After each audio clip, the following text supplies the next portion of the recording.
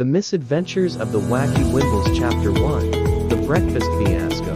The Wimbles were no ordinary family. From the outside, their house looked like any other on Maple Street.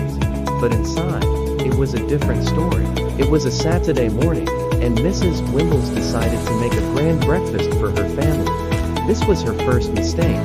"Today, we feast," she announced, brandishing a spatula like a knight with a sword.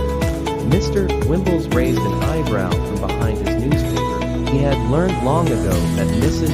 Wimbles' culinary enthusiasm often led to chaos. Their children, Timmy and Tina, were already at the table, bouncing with excitement.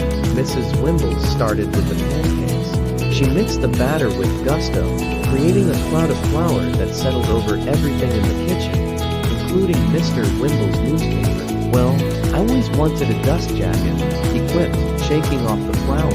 Next, she tackled the bacon. Unfortunately, Mrs. Wimbles got a bit too enthusiastic with the heat, and soon, the kitchen was filled with smoke. The smoke alarm began its shrill cry, causing Timmy to cover his ears, and Tina to giggle uncontrollably.